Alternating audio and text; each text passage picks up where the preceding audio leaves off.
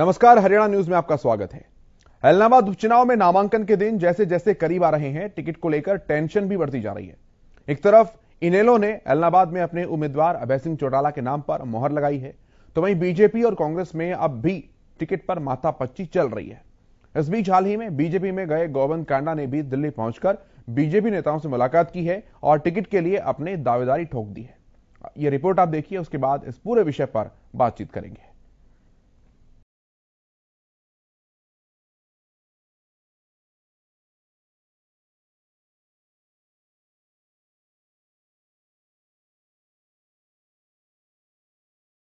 में उपचुनाव के लिए हुए ऐलान जंग के बाद से ही सभी पार्टियों ने जीत के लिए ताल ठोकनी शुरू कर दी है। इस बीच टिकटों को लेकर भी माथापच्ची जारी है। हालांकि इनेलो ने अपने उम्मीदवार अभय चौटाला को पहले ही मैदान में उतार दिया है, जबकि बीजेपी और कांग्रेस में टिकट को लेकर मंथन चल रहा है। इस बीच हाल ही में बीजेपी ज्वाइन करने वाले गोविंद कांडा ने दिल्ली में प्रदेश बीजेपी अध्यक्ष ओम प्रकाश धनखड़ और प्रदेश प्रभारी विनोद तावड़े से मुलाकात कर टिकट के लिए अपने दावेदारी पेश कर दी। बीजेपी नेताओं से मुलाकात के बाद गोविंद कांडा काफी खुश नजर आए। हमारे एक उपचुनाव हैं हरियाणा के, और उन चुनावों के क्योंकि मैं अभी तक अध्यक्ष महोदय से और प्रभारी जी से नहीं मिला था, आज मेरी मुलाकात हुई और बहुत अच्छी मुलाकात हुई है और मैंने चुनाव लड़ने की इच्छा जाहिर की है। उन्होंने कहा जो भी रिजल्ट आएगा बड़ा अच्छा आएगा और अच्छा उन्होंने आश्वासन दिया मुझे। बैठक के बाद निकले हैं, चेहरे पर काफी मुस्कान है सर। देखिए लग रहा है कि पॉजिटिव देखिए वो तो अभी हमारे अध्यक्ष महोदय और प्रभारी जी बताएंगे आपको। बाकी मैंने तो उनसे इच्छा जाहिर की है चुनाव लड़ने की और उन्होंने कहा अच्छा रिजल्ट आएगा। सर, ऐलनाबाद का सीट बड़ा टफ है। हाँ जी। ऐसे में आप उतरेंगे, कितनी चुनौती देख रहे हैं? देखिए ऐसा कुछ नहीं है, क्योंकि वहाँ जो एक मेन मुद्दा है विकास का मुद्दा है। अभी तक ऐलनाबाद का कभी विकास नहीं हुआ और एक हमारी जो समाज सेवा है, उस समाज सेवा में हमारा जिला हमारे साथ पूरा जुड़ा हुआ है। तो मेरे लिए कोई टफ नहीं है, बल्कि वो बहुत मेरा जिला मुझसे बहुत प्यार करता है और मुझे जानता है कि वो अगर आएंगे तो यहाँ भी विकास भी होगा और जो हम कहेंगे वो काम भी होगा और समाज सेवा भी होगी। गढ़ में सेंध की चुनौती कई तरह की है। जी बिल्कुल है, लेकिन सभी चुनौतियां समाज सेवा के पीछे फीकी पड़ जाती है। उसके अंदर एक समाज सेवा और एक राजनीतिक, तो वो बहुत अच्छी तरह से सभी जानते हैं इस चीज को। वहीं ओपी धनखड़ और प्रदेश प्रभारी विनोद तावड़े से गोविंद कांडा की मुलाकात के दौरान सिरसा की सांसद सुनीता दुग्गल भी मौजूद रही। ऐलनाबाद से पार्टी किसे उम्मीदवार बनाएगी, इस पर तो उन्होंने पत्ते नहीं खोले, लेकिन इतना जरूर साफ कर दिया कि ऐलनाबाद से बीजेपी जेजेपी का जो उम्मीदवार होगा, जीत उसी की होगी। उन्होंने बिना नाम लिए अभय चौटाला पर निशाना भी साधा। देखिए, कोई चुनौती जैसी बात नहीं है, क्योंकि गढ़ जो है वो अब जिस तरह का लोकतंत्र है उसके अंदर, और खासकर भारतीय जनता पार्टी जो है, इसके छोटे से छोटे कार्यकर्ता जो हैं वो भी बड़े बड़े गढ़ को तोड़ना जानते हैं।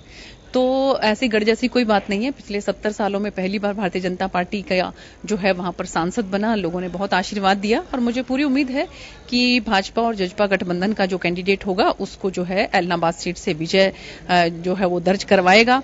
क्योंकि जो वहां पर पहले कैंडिडेट था उसने जिस बात को लेकर उसने इस्तीफा दिया, वस्तु स्थिति में तो कोई अंतर नहीं आया है। तो लोग उनसे ये सवाल करेंगे कि आप जो है एक बार इस्तीफा देकर आप फिर दोबारा से चुनाव मैदान में आ गए हैं, तो अब क्या वस्तु स्थिति में अंतर आया है कि जो अब दोबारा चुनाव मैदान में आए हैं? तो मुझे लगता है इस बात का जवाब देना उनके लिए बहुत मुश्किल होगा। और बार बार जो है सिर्फ एक अपने जो है मन को एक सांत्वना देने के लिए आप इस्तीफा देते हैं, फिर दोबारा चुनाव मैदान में आते हैं। अगर वो फिर से बन जाते हैं विधायक, मान लेते हैं, पहली बात तो ऐसी गुंजाइश है नहीं, तो क्या फिर उसके बाद फिर से इस्तीफा दे देंगे वो? बीजेपी ज्वाइन करने के बाद समर्थकों के साथ बीजेपी के वरिष्ठ नेताओं से मिलने के बाद जहां गोविंद कांडा काफी उत्साहित नजर आए, तो वहीं उनके समर्थक भी टिकट मिलने पर ऐलनाबाद में जीत का दावा कर रहे हैं। उन्हें लगता है कि विकास और गैर जाट वोट जीत के लिए निर्णायक होंगे। सिरसा जिला में एक समाज सेवी के रूप में पूरे जिला के अंदर रानिया हल्का से पिछली बार इन्होंने चुनाव लड़ा था, कुछ वोटों से हार गए थे, लेकिन अब की बार ऐलनाबाद की स्थिति कुछ और है जी। वहां पर 1,22,000 गैर जाट वोट है। उनमें लगभग 75% वोट गोविंद कांडा को पड़ेंगे। 68,000 वोट जाट है, उनमें 3 हिस्सों में बटेंगे, तो जीत तो सुनिश्चित है। वहां पर अभी हम गए नहीं, लेकिन जो ही इनका नाम आया आगे, गांव गांव में लोग लड्डू बांटने लगे। अब बताओ। ऐसा है, सिरसा की जो जनता है उनको पता है गोपाल जी और गोविंद जी सिरसा के लिए क्या कर रहे हैं। तो आसपास के जो अड़ोसी पड़ोसी होते हैं, हमारे पास लगता इलाका इलाहाबाद है, तो वहां की जनता को भी ये बात पता है भी गोपाल जी और गोविंद जी सिरसा शहर के लिए क्या कर रहे हैं और क्या करते आ रहे हैं और कितनी सेवा वो कर रहे हैं। तो वहां लोग भी ये चाहते हैं कि उनको भी एक अच्छा कैंडिडेट मिले, ताकि जो उनकी समस्याएं हैं कोई सुने और उनके जो दुख दर्द है वो दूर करे। आइए आपको ग्राफिक्स के जरिए बताते हैं गोविंद कांडा के राजनीतिक सफर के बारे में। गोविंद कांडा का सियासी सफर। सिरसा विधायक गोपाल कांडा के छोटे भाई हैं। रनिया विधानसभा सीट से 2 बार चुनाव लड़ चुके हैं। एचएलपी की टिकट पर 2014 और 2019 में चुनाव लड़ चुके हैं। दोनों बार ही गोविंद कांडा दूसरे स्थान पर रहे।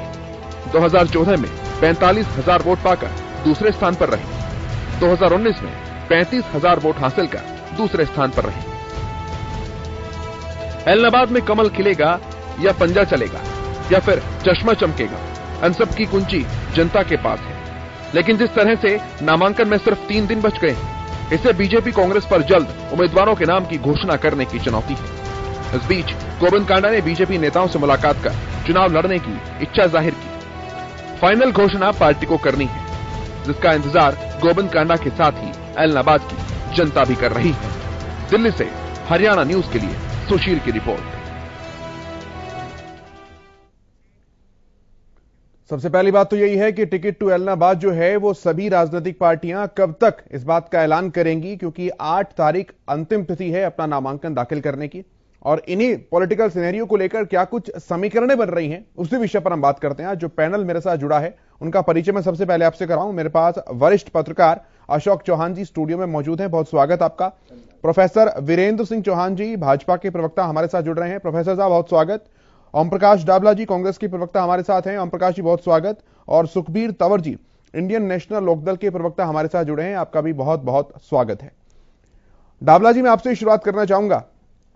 तकरीबन दोनों पार्टियों के नामों की घोषणा हो चुकी है, एक की औपचारिक रूप से, एक की अनौपचारिक रूप से। कांग्रेस कब तक अपने पत्ते खोल रही है सर?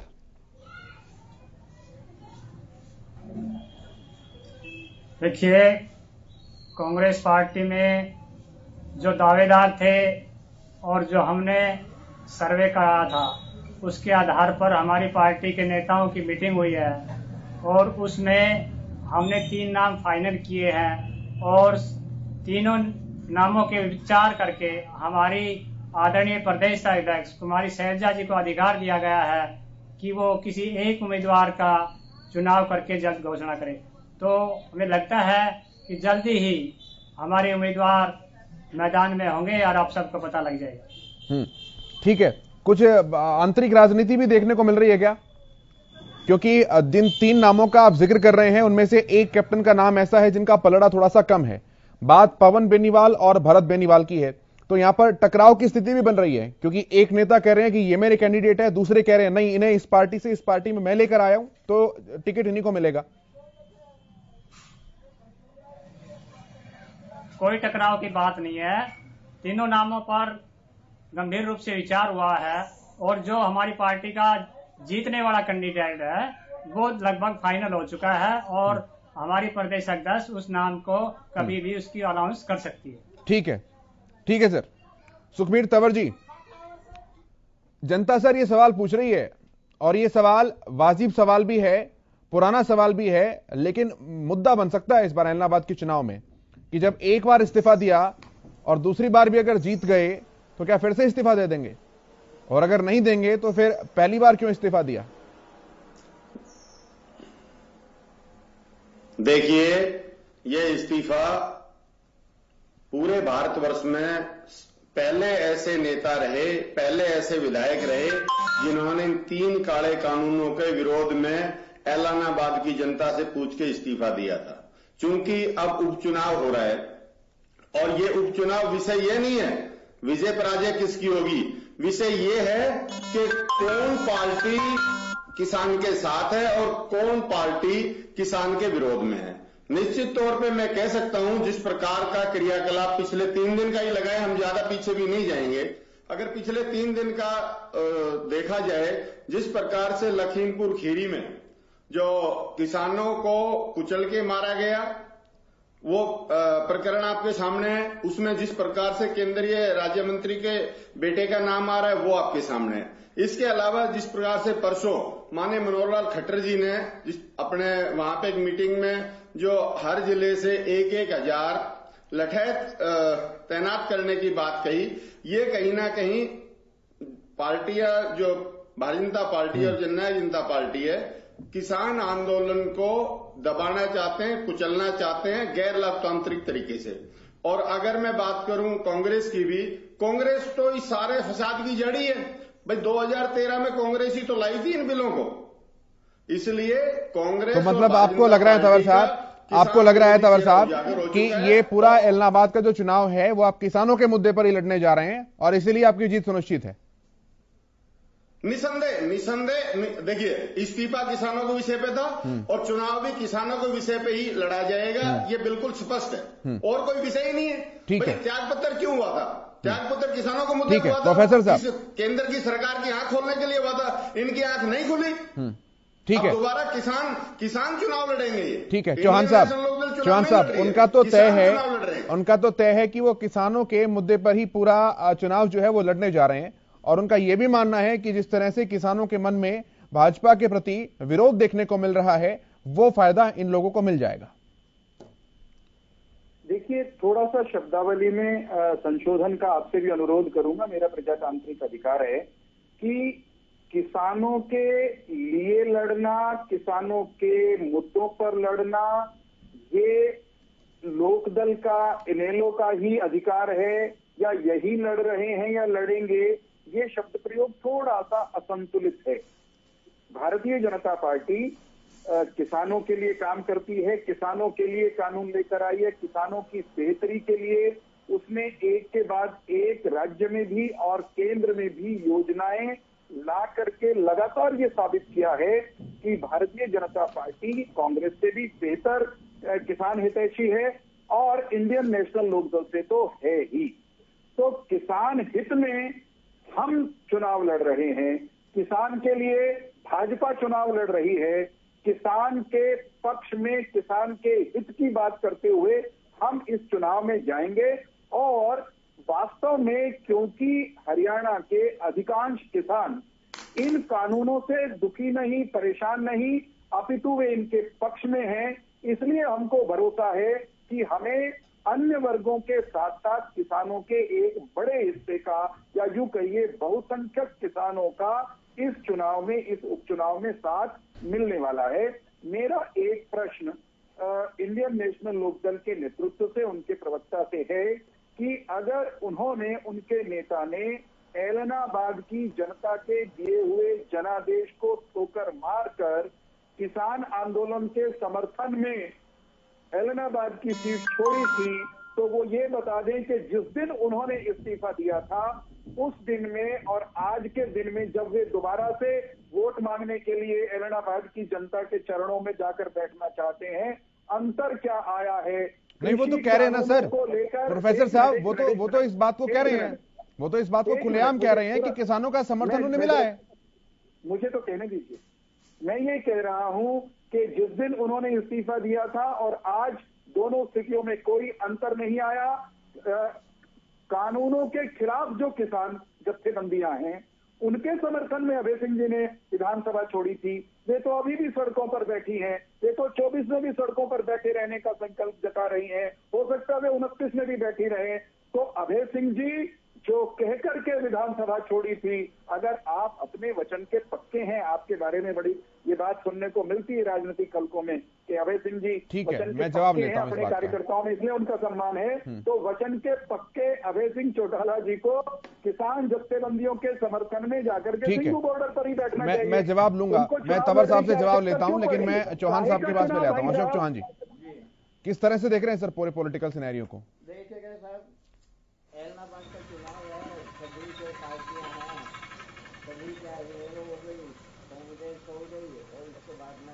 सत्तासीन अपना भाजपा और जजपा, हर कोई अपना अपना दावा करेगी और कर भी रही है और करना भी चाहिए। हर किसी का प्रजातांत्रिक अधिकार है, संवैधानिक है। जो चुनाव लड़ेगा कोई ना कोई तो जीतेगा ही। अब बात यह है कि जब से ओम प्रकाश चौटाला अपनी सजा पूरी करके बाहर आए हैं, उसके बाद से जो मृत पड़ी इनेलो जिसको कहा जाएगा, उसमें उन्होंने अपना जान फूंकने का काम किया है और वो अच्छे प्रशासक और वक्ता रहे हैं। इसमें कोई अंदाज, कोई संशय वाली बात नहीं है। जो लोग जुड़ रहे हैं, जो लोग गए थे जजपा में या इधर उधर थे, वो धीरे धीरे आ रहे हैं, कर रहे हैं। उसके बाद में उन्होंने तो अपने क्या नाम इलाहाबाद में अपने कैंडिडेट का कर दिया, अपने ऐलान घोषणा कर दी कि भाई अभय चौटाला हैं, पहले थे वही, फिर दोबारा फिर वही लड़ेंगे। अभी कांग्रेस है और भाजपा है, उसका थोड़ा अभी चल रहा है, मंथन चल रहा है। जैसे कि अभी सत्तासीन भाजपा में गोविंद कांडा जी की एंट्री हुई है, अभी दिन नहीं कहिएगा, घंटों की ही बात है, तो उससे भी फर्क पड़ने वाला है। अब कौन कैसे क्या, क्योंकि जजपा और भाजपा दोनों ही मिलकर लड़ेंगे। अब दोनों जब मिलकर लड़ेंगे तो गोविंद कांडा जी को भी वहाँ पे उनका भी अपना अच्छा स्थान है, अच्छी उनकी पकड़ है, सामाजिक रहे हैं। अपना गोविंद कांडा और गोपाल कांडा का इनका चलते रहा है, काफी कुछ उन्होंने एरिया के लिए भी किया है। ये सब कुछ देखते हुए अब किस कैंडिडेट को के ऊपर हाथ रखते हैं, वो है रहा कांग्रेस का। जैसे कि कह रहे कि हमने 3 नाम अपने कर दिए हैं, उनमें से एक नाम पे अपने होनी है, क्योंकि आप जानते हैं कांग्रेस के अंदर हमेशा से थोड़ी इंटरनल जो हो रही है वो चलती रही है, थोड़ा का खिंचातानी। अगर कैंडिडेट के ऊपर ही खिंचातानी होगी तो इलेक्शन क्या लड़ेंगे। तो इसलिए कैंडिडेट को भी अपना जो है सभी हुड्डा ग्रुप भी, क्यों ग्रुपबाजी ज्यादा होती जाती है, वो किसी से छिपी ठीक है। मैं तो इस तरह तंवर साहब से जवाब लेता हूं, होना चाहिए। मैं तंवर साहब से जवाब लेता हूं। प्रोफेसर साहब फिर मैं आपके पास आऊंगा। आपके सवाल का जवाब सुखबीर तंवर जी दे रहे हैं। सुखबीर तंवर जी, देखिए, जिस प्रकार से भारतीय जनता पार्टी के प्रवक्ता महोदय ने बात कही और ये कह रहे हैं कि किसानों की बहुत बड़ी हितैषी है, तो ये एक सवाल पूछ लूं, फिर इनके सवाल का जवाब दूंगा। ये बता दें कि हरियाणा प्रदेश में न्यूनतम समर्थन मूल्य पे बाजरा की खरीद क्यों नहीं हो रही है? इससे बड़ा ढोंग कोई नहीं हो सकता, जवाब दे देंगे। इसके अलावा जो भारतीय जनता पार्टी के प्रवक्ता महोदय कह रहे थे कि वस्तु स्थिति में क्या फर्क आया, देखिए इनको फर्क दिखाई नहीं देगा, इनको फर्क, ये अंधे हो चुके हैं। वस्तु स्थिति में ये फर्क है, जिस प्रकार से प्रदेश के इनके बड़े बड़े नेता, एलनाबाद की तो मैं बात नहीं करूंगा, प्रदेश के किसी भी हिस्से में जाते हैं, जिस प्रकार से इनका विरोध हो रहा है, ये हरियाणा की राजनीति में परिवर्तन का परिचायक है। तो वो तो कह रहे हैं कि विरोध करने वाले विपक्षी दल के लोग हैं, वो तो किसान मानते ही नहीं है सर इन्हें। नहीं, देखिए इनको नजर नहीं आएगा ना साहब, इनको नजर नहीं आएगा, इनको नजर नहीं आएगा, ये मान चुके हैं। ये तो सिर्फ समय पास करने के लिए उलझुल बेफिजूल की बात करते हैं। बता देना बाजरा का न्यूनतम समर्थन मूल्य क्यों नहीं दे रहे हैं? अगर किसानों को इतने हितैषी हैं तो क्यों नहीं दे रहे हैं, बता दें। प्रोफेसर साहब, जवाब नहीं है कोई, भाई जवाब नहीं है, निसंदेह ये सिर्फ बहकाने और बरगलाने का प्रयास करते हैं, इसके अलावा इनका कोई काम नहीं है। और हरियाणा प्रदेश की जनता इनको जरूर कड़ा राजनीतिक सबक सिखाएगी। ठीक है प्रोफेसर साहब, मैं जवाब लेता हूं। देखिए, तंवर साहब को थोड़ा सा संयम बरतना चाहिए डिबेट में। सवाल भी खुद ही पूछ रहे हैं और उसका काल्पनिक उत्तर भी खुद ही दे रहे हैं। ऐसी ही इनकी एलनाबाद को लेकर के काल्पनिक तैयारियां हैं, जिनके भरोसे पर ये उछल रहे हैं। इनको लगता है कि ये फतह हासिल कर लेंगे। भारतीय जनता पार्टी की सरकार में, भारतीय जनता पार्टी के कार्यकाल में स्वामीनाथन आयोग की सिफारिशों के अनुसार लागत से 1.5 गुना समर्थन मूल्य देने का सिलसिला स्वामीनाथन का जिक्र साहब ना करें तो ज्यादा बेहतर है। फिर मैं तंवर साहब बीच में नहीं प्लीज। हमने समर्थन मूल्य स्वामीनाथन आयोग की सिफारिश के अनुसार देना शुरू किया। 1 दर्जन फसलों की खरीद शुरू की। बाजरे के मामले में ये गुमराह कर रहे हैं किसान को कि समर्थन मूल्य पर खरीद नहीं हो रही। अरे सुन तो लो भाई, अगर सुनोगे नहीं तो उत्तर कैसे मिलेगा? बीच में बोलते रहेंगे। अगर ठीक है सुखबीर जी जवाब दे रहे हैं। स्वामीनाथन भी बता दूंगा आपको, अभी बता दूंगा स्वामीनाथन बाजरा। सुखबीर जी वो जवाब दे रहे हैं, वो जवाब दे रहे हैं सर। या मुझे रहने दीजिए डिबेट, समय खराब करते हैं इनकी गुंडागर्दी जो है ना ये नहीं चलेगी डिबेट में प्लीज। आप समय खराब करते हैं। तंवर साहब मैं सबकी बात रख रहा हूँ सर, सबकी बात रख रहा हूँ। 1 घंटे का समय सबको बराबर समय मिलेगा। आपने सवाल पूछा, वो जवाब दे रहे हैं। जब वो सवाल पूछे तो आप जवाब दे लीजिएगा। मैं सबके पास आऊंगा बराबर समय लेकर, सवाल लेकर। जवाब नहीं दे रहे ना, कुछ और कह रहे हैं साहब। ठीक है, सुन लेते हैं। To the point. डिबेट में नहीं चलेगा ये। Stop this nonsense. मैं आपके सवाल का उत्तर दे रहा हूँ, आप सुनना नहीं चाहते। आपने हिम्मत नहीं, सवालों का जवाब नहीं है आपके पास। जवाब सुनने की आप क्यों बोल रहे हो बीच में? ठीक है वीरेंद्र जी बोलिए। अरे साहब जवाब देने का मादा नहीं है, जवाब है नहीं आपके पास। हरियाणा क्या दिमाग में खराब है? सुखबीर जी सर वो जवाब दे रहे हैं। एक बार सुन लेते हैं। अगर वो विषय से उधर भागेंगे तो उन्हें वापस खींच के, जवाब दें। तंवर साहब अगर वो विषय से उधर जाएंगे तो उन्हें वापस लेकर आने के लिए मैं बैठा हूं सर यहाँ। मेरा काम ही कोऑर्डिनेट करने का। लेकिन वो बोल रहे हैं, एक बार सुन तो ले कम से कम उस बात को। पहले मैं आपको बता दूं कि जैसे तंवर साहब डिबेट में बिहेव कर रहे हैं, ऐसे ही इनकी पार्टी का जो भट्ठा बैठा है प्रदेश में, इसी तरह की गुंडागर्दी ये लोगों के साथ करते रहे। जब सत्ता में थे तो इनका बुरा हाल हुआ। चौहान साहब वो बाजरे की एमएसपी को लेकर सवाल पूछ रहे हैं, वो बाजरे की एमएसपी को लेकर सवाल पूछ रहे हैं। आप उसका जवाब दीजिए। बीच में टक्कर देंगे तो मैं नहीं बोलूंगा। अगर ये गुंडाई करेंगे तो मैं जवाब नहीं दूंगा। मेरा उत्तर है मुझे बहुत कुछ बोलना है, मुझे बहुत कुछ बोलना है, बोल नहीं पाएंगे आप।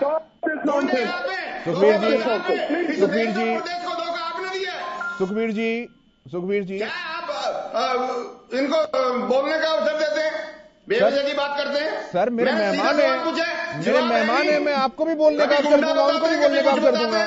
आप देख लीजिए कैसे लोग हैं। मैं आपको भी बोलने का अवसर दूंगा। और उनसे पहले आपके सवाल थे ना। आपने क्या बोला?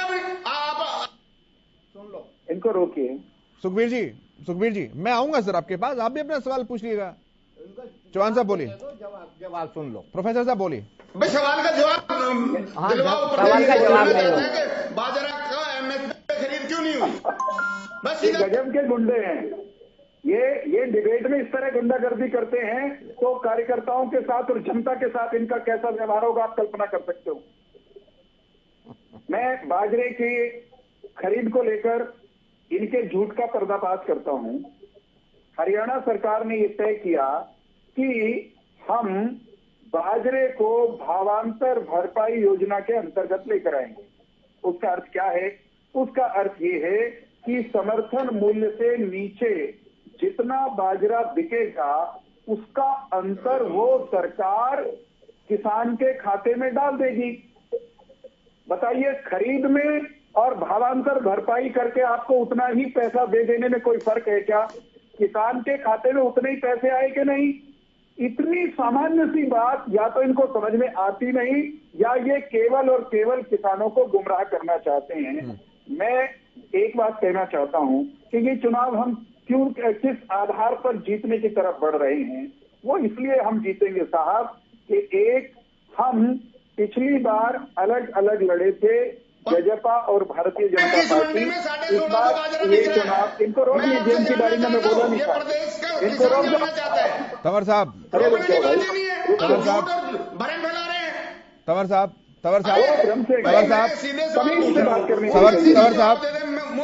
उन्होंने जवाब दिया है। 1650 में बाजरा कहाँ बिक रहा है? बस तंवर साहब उन्होंने जवाब दिया है। उस जवाब को लेकर नहीं दिया सर उन्होंने कहा है कि भावांतर भरपाई योजना से जिन्हें मैं देती जवाब, मैं उनका जवाब दोहरा देता हूं। तंवर साहब, सुखबीर जी मैं उनका जवाब दोहरा देता हूं। भावांतर योजना से जिन किसानों को भाव नहीं मिल पाया वो उनके खाते में ट्रांसफर कर दिया जाएगा। और उनका ये कहना, ये बात या तो आपकी समझ नहीं आ रही है या आप उसका भ्रम फैला रहे हैं। मैं सिर्फ ये जानना चाह रहा हूं, एक मिनट मेरी मुझे ठीक है, मेरी बारी है, मुझे मेरी बात कहनी है। तंवर साहब मेरा मुद्दा बाजरा नहीं है। मेरा मुद्दा बाजरा नहीं है। आप इलाहाबाद की जनता को जाकर बताइएगा कि बाजरे का भाव ये नहीं दे रहे हैं। वो फैसला आप फील्ड में जाकर कीजिएगा। लेकिन मेरा सवाल, मेरा विषय, मेरा केंद्र अभी इलाहाबाद है। वो किसान मैं आपसे निवेदन कर रहा हूं सर, सबको पता है कि आप मुझे बताइए मत प्रदेश की जनता को सर। सबको पता है। तंवर साहब, मैं आपसे निवेदन कर रहा हूं कि जो मेरा पॉइंट है, जो मेरा सेंटर है, जो मेरा टॉपिक है, उसी पर रहकर हम बात करेंगे तो सार्थक डिबेट हो पाएगी। मुझे मेरी बात कहने देंगे, मुझे मेरी बात। चौहान साहब ठीक है, आप मुझे उस बात का जवाब दीजिए कि भाजपा क्या मुद्दे लेकर जा रही है। बाजरे वाला मुद्दा छोड़िए सर प्लीज, वो जवाब दे दिया आपने। मेरी हार्दिक इच्छा है, मेरा अनुरोध है तंवर साहब से भी और आपसे भी कि मुझे मेरी बात मेरे समय में करने दें, ये अपनी बारी में अपनी बात कह लें, मुझे कोई आपत्ति नहीं है। देखिए, भारतीय जनता पार्टी ये चुनाव इसलिए जीतेगी और जीत के विश्वास के साथ हम मैदान में जा रहे हैं कि पिछला चुनाव जो था वो हमने और जजपा ने वो अलग अलग लड़ा था। अब की बार हम 1+1=11 होकर के ऐलनाबाद की जनता से जनादेश मांगने जाएंगे। हम ये चुनाव इसलिए भी जीतेंगे कि अगर हमारे विरोधी किसानों को भरमाने के लिए कांग्रेस हो या इनेलो हो ये कृषि कानूनों को मुद्दा बनाएंगे तो जो कुछ एक लोग इनके भरमावे में बहकावे में आ भी जाएंगे तो वो पक्के तौर पर कांग्रेस और इनेलो में बंटने वाले हैं। हमारा विरोधी वोट वो इन दोनों बिखरे दलों में बिखर जाएगा तो स्वाभाविक रूप से इससे हमें ताकत मिलेगी। ठीक है डाबला जी, ऐलनाबाद का चुनाव हम इस भावना के साथ भी लड़ेंगे। एक वाक्य और कह लीजिए जल्दी सर के डाबला जी के पास जाने से पहले कि ऐलनाबाद का चुनाव हम ऐलनाबाद की हरियाणा की सरकार में हिस्सेदारी के नाम पर लड़ेंगे। कांग्रेस ऐलनाबाद को सरकार में भागीदारी नहीं दिलवा सकती क्योंकि वो कहीं सरकार के आसपास नहीं है 2024 तक और 24 में भी हम उनको पटकने नहीं देंगे। और इंडियन नेशनल लोकदल तो 0 पे खड़ी है, 1 से 0 पे आए 0 पे रहने दीजिए। ये कहां से हिस्सेदारी दिलवा देंगे ऐलनाबाद के लोगों को? ठीक है, वो भाजपा दे सकती है, गठबंधन दे सकता है। ठीक है डाबला साहब रखिए अपनी बात।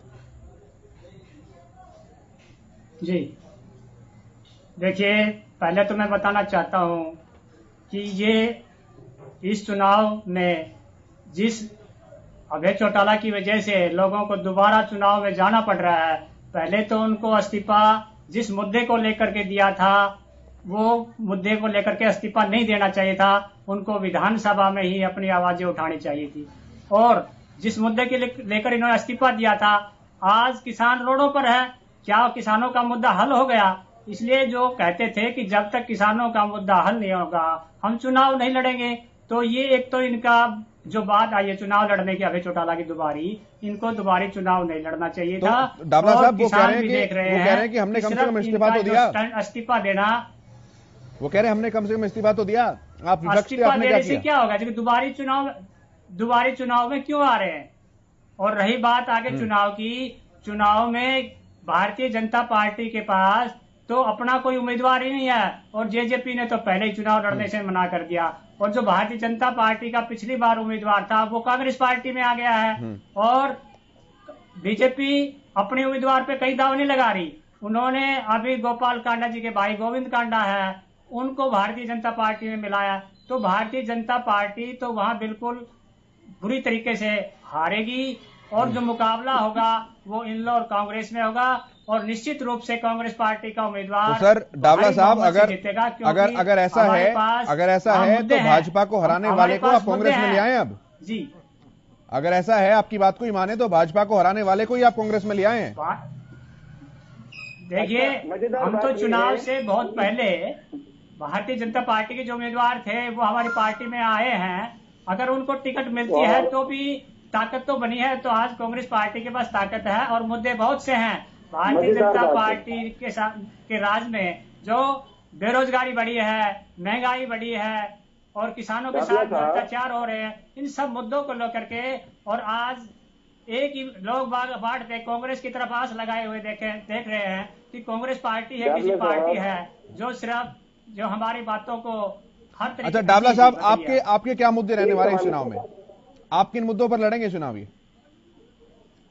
विकास के मुद्दे हैं, विकास के मुद्दे हैं। विकास यानी क्या? विकास का मुद्दा तो भाजपा का भी मुद्दा है। विकास हो ही नहीं रहे, ये कैसे करेंगे विकास? तो विकास भाजपा तो राज कर रही है, 7 साल आगे विकास कर लोगे, 7 साल में क्या विकास किया? कांग्रेस पार्टी विकास किस चीज को मांगती है? कांग्रेस पार्टी विकास किस चीज को मानती है जो वो ऐलनाबाद में कराने की सोच रही है? मैं ये पूछ रहा हूँ। तरह का विकास वहाँ अच्छे मेडिकल कॉलेज खोले जाएं, शिक्षा संस्थाएं नहीं खोली जाएं, अच्छी सड़कें हो, विकास अनेक हैं। बेरोजगारी का मुद्दा है, लोगों को रोजगार मिले, महंगाई कम करी जाए। तो ये कैसे करेंगे आप? बहुत से मुद्दे हैं। 30 सीटें आपकी 30 सीटें हैं सर, तो मैं मान लूं कि 30 मेडिकल कॉलेज खुल चुके हैं हरियाणा में। हमारी सरकार थी उस टाइम किए थे। आज लोग सर ग्राउंडेड मुद्दे बताइए सर, ये ताली बजाने वाले मुद्दे थोड़ी ना चलते हैं सर पैनल डिस्कशन में। ये ताली बजाने वाले मुद्दे रैलियों में चलते हैं सर। डावला साहब प्रिसाइसली बताइए कि क्या मुद्दे होंगे, क्योंकि दोनों ही बड़ा कड़ा टक्कर देने वाले हैं। एक सत्तारूढ़ है और दूसरा वो है जिनका गढ़ है। ऐसे में वहां जाकर अगर विकास चिल्लाएंगे तो लोग सुनेंगे भी नहीं। देखिए, ऐलनाबाद के लोगों के लिए एक तो सबसे बड़ा मुद्दा किसानों का मुद्दा है। मैं आ रहा हूं आपके पास, उनका जवाब पूरा होता है। कांग्रेस पार्टी पूरी तरीके से किसानों के साथ खड़ी है, ठीक है, और हमारे पास वोट बैंक भी है। हमारे पास वोट बैंक उससे ज्यादा बढ़ा है। आने वाले चुनाव में आप देख लीजिए, ये इन लोगों के पास तो उनको पता है, कोई इस्तीफा दे के पहले जा चुके हैं, इनके पास कुछ है नहीं। और लोगों का जो गुस्सा, बेरोजगारी का गुस्सा है, महंगाई का गुस्सा है, वो भारतीय जनता पार्टी में पड़ेगा और कांग्रेस पार्टी के उम्मीदवार की जीत होगी। ठीक है, सुखबीर जी सुन पा रहे हैं आप मुझे? मैं आपके चैनल के माध्यम से कहना ये चाहता हूं, भारतीय जनता पार्टी, जननायक जनता पार्टी ने पहले हाथ खड़े कर दिए हैं। भारतीय जनता पार्टी के पास अपने कैडर का कोई उम्मीदवार नहीं है। आज निश्चित तौर पे जननायक जनता पार्टी, भारतीय जनता पार्टी और हलोपा ये एक होके चुनाव लड़ने की सोच रहे हैं। मैं तो आपके चैनल के माध्यम से कहना ये चाहूंगा, कांग्रेस भी इनके साथ मिल जाए और एक संयुक्त प्रत्याशी उतार लें, और फिर भी अगर जमानत बचा लें तो फिर हम भी यही हैं, आप भी यही हैं। मैं उत्तर दे दूं? ठीक है चौहान साहब। जब 2019 का चुनाव हुआ तब भी इंडियन नेशनल लोकदल के सारे नेता नीचे से लेके ऊपर तक इसी तरह की दंभ भरी बातें करते थे। हरियाणा की जनता ने इनको समेट दिया था एक पर, और अपनी गलत सोच के कारण ये एक पर भी नहीं रहे, ये शून्य में आकर के खड़े हो गए हैं। क्या ये सत्य नहीं है? तो ऐसी स्थिति में ऐसी पार्टी जो केवल और केवल बड़ी बड़ी बातें करती है, जमीन पर धरातल पर काम करने के बजाय जिसमें केवल और केवल धमकाना, घुड़कियां देना, ये कर देंगे वो कर देंगे, जिसकी शैली रही है, उसको ऐलनाबाद की जनता अब की बार नकारने वाली है। मुझे कांग्रेस के प्रवक्ता महोदय, ठीक है सर, मैं आता हूं सर आपके पास। आपका फ्रेम थोड़ा फ्रीज हो गया है, आपका नेटवर्क ढंग से नहीं हो पा रहा है। एक बार मैं उसे दुरुस्त करता हूं, फिर मैं वापस आता हूं। चौहान साहब, एक पार्टी से जब दूसरी पार्टी में आते हैं, या कहते हैं कि नए खांचे को भी फिट करने के लिए थोड़े से समायोजन की आवश्यकता होती है। कांडा साहब ने जो बीजेपी ज्वाइन की है और सबसे प्रमुख दावेदार जो ऐलनाबाद में माना जा रहा है उनको हर नजरिए से, तो ऐसे में पार्टी के कैडर के साथ समायोजन करके चलना, उन्हें भी साथ लेकर चलना, हालांकि उनकी छवि इस तरीके की है कि सभी को साथ लेकर वो चल लेते हैं, लेकिन ये क्या एक चुनौती बनकर आ सकता है? और अगर हां तो किस तरीके से इसे टैकल किए जाने की आवश्यकता है? अशोक जी। देखिएगा, चुनौती तो बिल्कुल बन के सामने आएगा। इनेलो का गढ़ माना जाता है, क्या नाम आपका, ऐलनाबाद को। और जो गोपाल कांडा है, गोविंद कांडा, इनकी जो पूरा परिवार है वो अपना जो उस एरिया में उसका भी प्रभाव कम नहीं है। वो सामाजिक भी हैं, राजनीतिक भी हैं, और हर तरह से जो है धार्मिक भी हैं, तीनों ही कहिएगा। और ये दोनों भाई नहीं, पूरा परिवार, इनके माता पिता और जैसे भी रहे हैं सभी रहे हैं, तो लोगों से काफी जुड़ाव भी रहा है, चाहे वो मजदूर तबका रहा हो या व्यापारी वर्ग रहा हो या किसान रहा हो, हर वर्ग में इनकी पहुंच है। अब जैसा कि भाजपा ने टाइम को देख के अपना अदर्स पार्टी के प्रवक्ता भी बोल रहे हैं कि भाई क्या नाम, इतना वो नहीं रहा तो लिहाजा भाजपा को नया कैंडिडेट ढूंढना पड़ गया, कैसे कर गया, वो तो देखेगा, इंटरनल मैटर है, और पार्टियां एक दूसरे को पर आरोप प्रत्यारोप लगाती हैं। जैसे कि अब इनको मिल गया है कि अपने गोविंद कांडा जी की जैसे एंट्री हो रही है, हो चुकी है, अब उसके बाद में इसके ऊपर क्या डिसीजन लिया जाता है, क्योंकि उन्होंने भी अपनी दावेदारी अपने जो सामाजिक कार्य हैं, धार्मिक कार्य हैं, उनके उस पर लेके। अशोक जी देखिए, उपचुनाव के जो मुद्दे हैं वो राष्ट्रीय मुद्दों पर नहीं लड़े जाते हैं, वो राज्य स्तरीय मुद्दों का भी उसमें बहुत ज्यादा प्रभाव नहीं होता है। तो जिस तरीके से विचारों की बात की जा रही है कि हम विकास करेंगे, हम मेडिकल कॉलेज बनवाएंगे, ये सफल हो पाएंगे वहां पर? ऐसा है, स्थानीय मुद्दा है वहां, स्थानीय मुद्दे है, क्योंकि ये असेंबली का चुनाव है। असेंबली का चुनाव हुआ जैसे कि पंचायत का चुनाव हुआ, पंचायत वो भी बाई इलेक्शन है, बाई इलेक्शन है। तो ये सब विकास के मुद्दों पे है। अब देखे अपोजिशन का है, अब वही वाली बात आ जाती है, यार मैं क्या कर रहा हूं, मैं तो अपोजिशन में हूं, जब हमारी सरकार आ जाएगी तब देखेंगे। अब लोग कितने दिन इंतजार करेंगे? अभी तो ऐसा है 21 है, 22 है, अभी 23 है, 24, अभी तो काफी टाइम है। तो इसके हिसाब से तो मतलब आपका ये मानना है कि जो वोट स्विंग है जी वो उस पार्टी की तरफ मुड़ता है जो कि सत्तारूढ़ होती है, जो कि सत्तारूढ़ होती है। वो क्योंकि विकास के वो खाली वायदे नहीं कराएगी, विकास कराएगी भी। और इसके बाद में जब विकास कराएगी कि विकास की बात करेगी, एक तो कहने की बात होती है, एक वो क्रियान्वित वाली बात होती है। तो वो क्रियान्वित जो करेगा तो वो जो है जो रूलिंग पार्टी होती है उसकी तरफ वो मुद्दा जो है वो उधर चला जाता है। मैं जवाब लेता हूं इस बात का। सुखबीर तंवर जी, बड़ा सीधा सा सवाल है सर। जब पिछला चुनाव हुआ था, जो चौटाला साहब ने जीता था, जो मेन विधानसभा का इलेक्शन था, उसमें किसी को पता नहीं था कि कौन जीत रहा है, कौन हार रहा है, किसकी सरकार बनने वाली है। लेकिन अब तो इस बाय इलेक्शन में, उपचुनाव में भाजपा की सरकार है। तो एलनाबाद की जनता क्या ये नहीं सोचेगी कि जिस विकास के दावे किए जा रहे हैं वो तो बीजेपी कर सकती है, क्योंकि वो रूलिंग स्टेट है, क्योंकि वो रूलिंग पार्टी है? देखिए, भारतीय जनता पार्टी का काम है देश प्रदेश को बरगलाना। पिछले बार की भी अगर हम चुनाव का विश्लेषण करें, इन्होंने 75 पार की बात कही थी और आया कितना ये आपके सामने है। और इसमें मैं पहले भी कह चुका हूं, जब भारतीय जनता पार्टी और जननायक जनता पार्टी का कोई पदाधिकारी या वहां का कोई स्थानीय नेता या सिरसा जिले का इनका कोई अपना कार्यकर्ता वहां चुनाव लड़ना नहीं चाहता, तो फिर निसंदेह इनके जो जीत के दावे हैं वो मुंगेरी लाल के हसीन सपने हैं। इस बात का कोई विषय नहीं है। वहां पे जिस प्रकार से चाहे सत्ता में रहे चाहे सत्ता से बाहर रहे, इंडियन नेशनल लोकदल ने निरंतर एलनाबाद की और सिरसा जिला की सेवा करी है। और उस सेवा के दृष्टिगत इंडियन नेशनल लोकदल बहुत बढ़िया मार्जिन से सभी प्रत्याशियों की जमानत जब्त करते हुए एलनाबाद के चुनाव में विजयश्री प्राप्त करेगा। मैं प्रोफेसर साहब उत्तर देता हूँ। प्रोफेसर साहब देखिए, 2019 में हम सब जो राजनीतिक दलों के प्रतिनिधि यहाँ बैठे सब चुनाव में गए थे। सबने सरकार बनाने का दावा किया था। हमने 75 पार का दावा किया था। हम सरकार के बनाने के करीब पहुंचे, हमने सरकार बनाई जजपा के साथ। इंडियन नेशनल लोकदल ने भी यही दावा किया था कि ये सरकार बनाएंगे। तो क्या इनका दावा बरगलाने वाला दावा था? मतलब हम दावा करें तो बरगलाना और ये दावा करें तो असलियत और दावा, ये डबल स्टैंडर्ड, ये दो मुही बातें करना ये तर्कपूर्ण नहीं है। इससे आपकी स्थिति खुद की लोगों के सामने उजागर होती है। हम दोनों पार्टियां मिलकर चुनाव लड़ रहे हैं। एक मिनट भाई साहब, मैं आपकी बारी में नहीं बोला, मैं सिर्फ आपको ये बता रहा हूं कि एलनाबाद की जनता ने इंडियन नेशनल लोकदल पर एक मिनट बीच में तो ना मत बोलिए ना। इंडियन नेशनल लोकदल पर एलनाबाद की जनता ने पिछली बार भरोसा किया। और इससे पहले भी जब दोनों दल एक थे, आप अलग अलग नाम से एलनाबाद के जनता के सामने जाते रहे, जीतते भी रहे। आपने ना तो इस कार्यकाल में जब आप चुने गए, इस कार्यकाल में ना उससे पहले एलनाबाद को वो स्थान दिलवाया जिसका वो हकदार था। सत्ता में रहे, मुख्यमंत्री बनते रहे, लेकिन एलनाबाद आज भी विकास के मामले में बहुत पीछे है। क्या इसकी जिम्मेदारी आपकी नहीं है? मैं जवाब लेता हूं। हम तो जनता के मैं जवाब लेता हूं।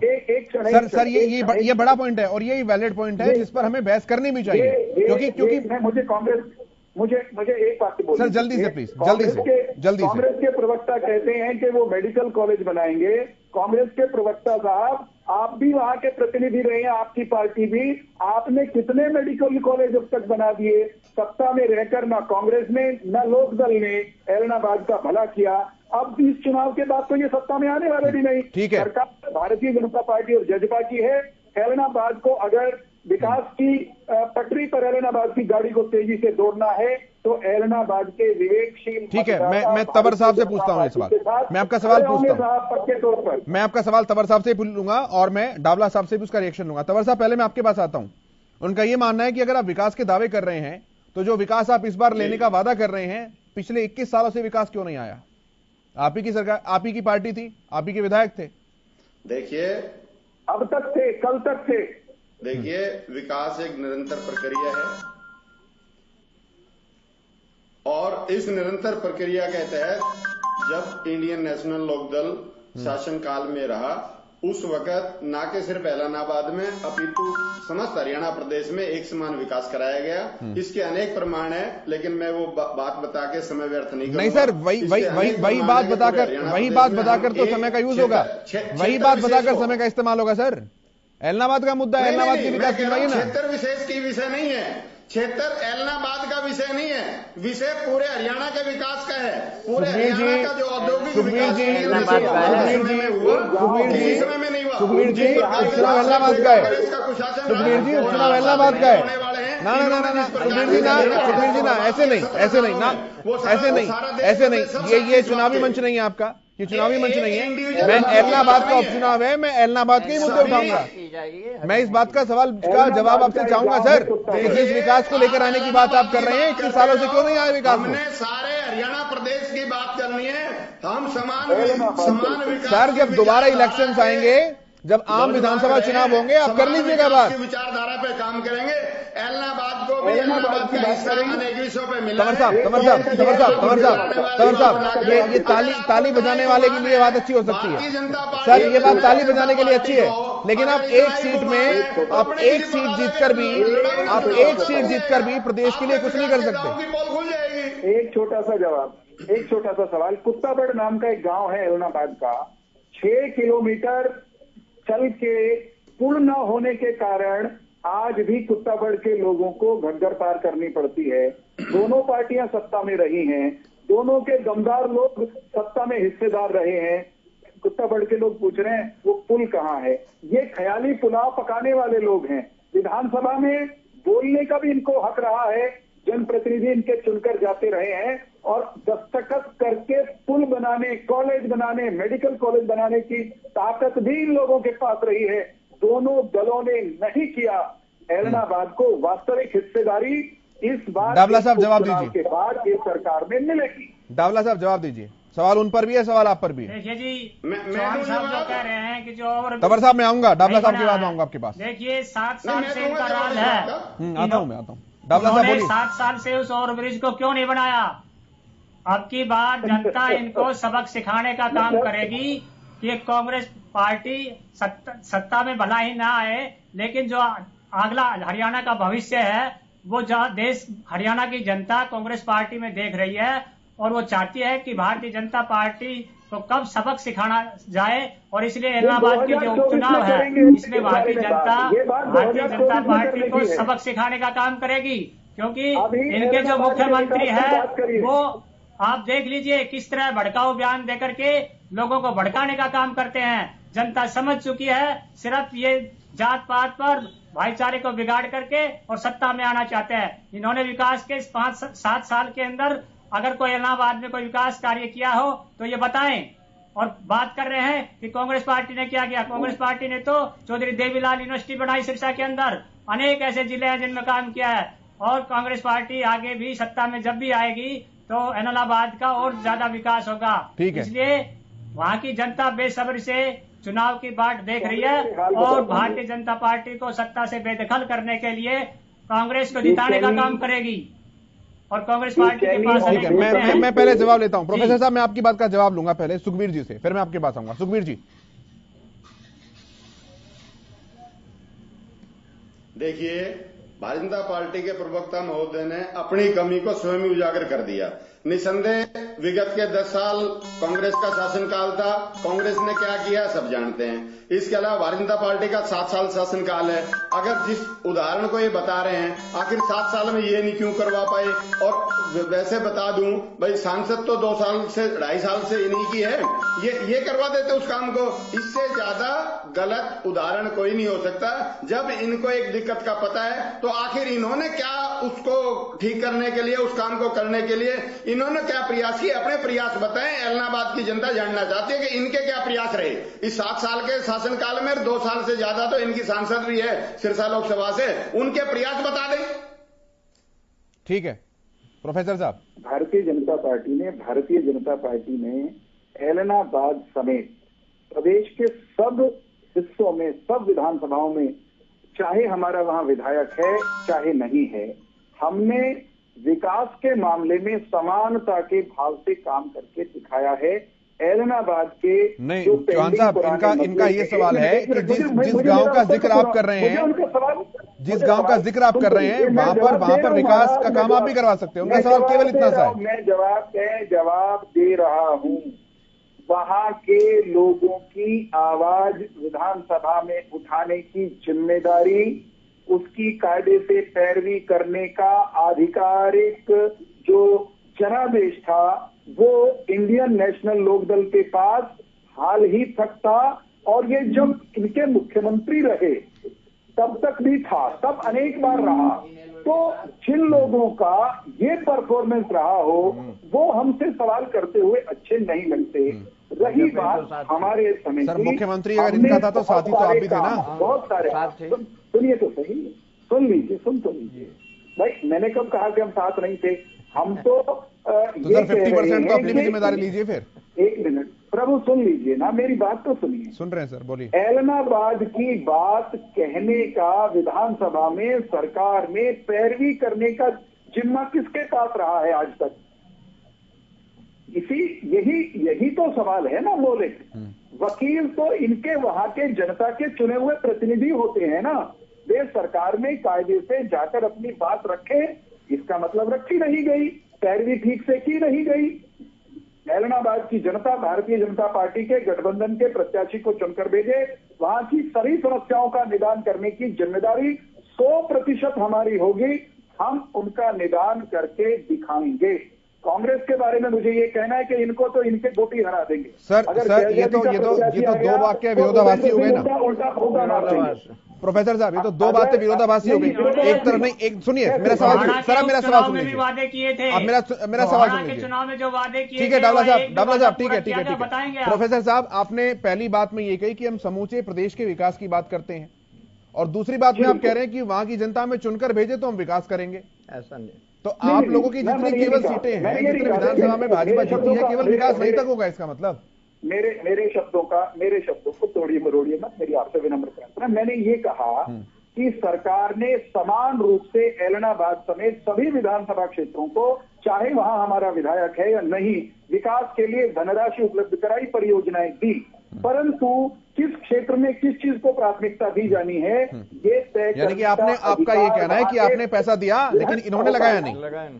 आपने पैसा दिया लेकिन इन्होंने लगाया नहीं। प्राथमिकताओं पर बात करने के लिए विधानसभा बनी हुई है। प्राथमिकताओं पर चर्चा करने के लिए, सरकार के पास वकालत करने के लिए विधायक चुनते हैं, इसीलिए विधायक होते हैं। तो इनके विधायक की परफॉर्मेंस पर सवाल करने का हक तो है ना हमारा। हम लोगों के बीच में जाकर पूछेंगे। ठीक है अशोक जी, ये ब्लेम गेम ही चलता रहेगा, एक उनके पास एक उनके पास, हमारी सत्ता आएगी तो हम ये करेंगे, उनकी सत्ता आएगी तो वो करेंगे। विकास के मुद्दे फिर से गम। देखिएगा साहब, ये तो आरोप प्रत्यारोप है, और अपने जो पार्टियां हैं एक दूसरे के राजनीतिक दल लगाते हैं और आश्वासन देते हैं कि हम सत्ता में आएंगे तो ये कर देंगे, ये हो जाएगा, वो हो जाएगा। अब जो चौहान साहब बोल रहे हैं कि साहब क्यों नहीं उठाए 1.5 साल। अरे पहले तो कोरोना चलता रहा, उसके बाद में वो रिजाइन दे के बैठ गए, उसके बाद में कैसे, अब ये कि इसके बाद में 5 साल जब वो पहले रहे थे उन्होंने उठाया नहीं उठाया, वो पब्लिक को ने भी तो देखना चाहिए था। पब्लिक ने नहीं सर, एक मिनट, पब्लिक देखती तो उनको चुनती क्यों? यही चौहान साहब हम लेकर जाएंगे। ये ऐसा है कि सर विकास होना चाहिए, मेरा किसी से ना आपसे और ना किसी, तीनों पार्टियां किसी से नहीं, प्रवक्ता आप हैं, मैं तो बीच का वैसे हूं, मैं देख रहा हूं विकास कार्य होने चाहिए, हर क्षेत्र में होने चाहिए, 90 विधानसभा में, 40 और 10 में नहीं सर, सभी में होने चाहिए, चाहे वो रूलिंग में है या नहीं है। जब रूलिंग में आएंगे वो और अच्छा काम करेंगे। कोशिश ये रहे कि आरोप प्रत्यारोप के बजाय यानी सब जो है मिलके करें, यानी प्रदेश का और अपना जिले का और अपना तहसीलों का और उन लोगों का, उनमें रहने वाले लोगों का विकास हो, उनको सहूलियतें मिले।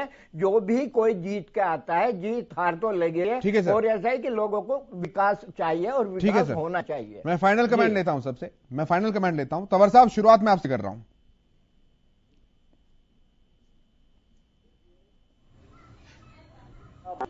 कि कौन उनके हक हकूक की आवाज उठा सकता है, निसंदेह बतौर नेता प्रतिपक्ष, और उसके बाद जिस प्रकार से 2009-19 के चुनाव के बाद अभय सिंह जी ने ना कि सिर्फ एलनाबाद के अपितु समस्त हरियाणा प्रदेश के अनेक मुद्दे बार बार विधानसभा में उठाए, उनका साक्षी हरियाणा प्रदेश है, हरियाणा प्रदेश की जनता है। हमें भारतीय जनता पार्टी के प्रवक्ता महोदय से किसी प्रमाण पत्र की जरूरत नहीं है। निसंदेह हमने एलनाबाद समेत पूरे हरियाणा की जब भी शासन का सेवा करी है, और बतौर विपक्ष जो एक विपक्ष का काम होता है, विपक्ष का धर्म होता है, वो हमने सदैव निभाया है और आगे भी निभाएंगे।